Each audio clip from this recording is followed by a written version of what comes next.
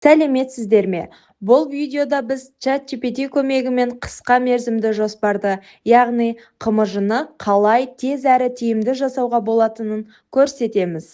Ол үшін ең алдымен Google жүйесіне кіріп, іздеу жолағына ChatGPT деп жазамыз. Шыққан нәтижеден бірінші сайтты ашамыз. Ашқан ChatGPT-мізге нақты сұраныс жазылады. Мысалы, 3-ші сынып әдебиеттік оқу пәнінен отанымды сүйемін.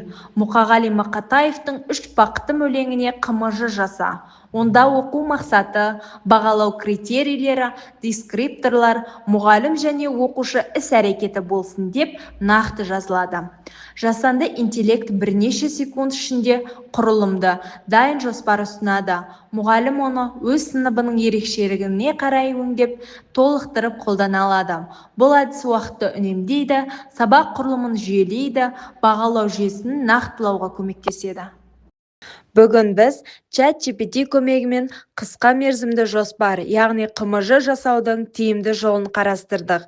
Егер сізге пайдалы болса, лайк басып, өз ойыңызды пікірге жазыңыз және арнамызға тіркеліңіздер. Келесі кездескенше.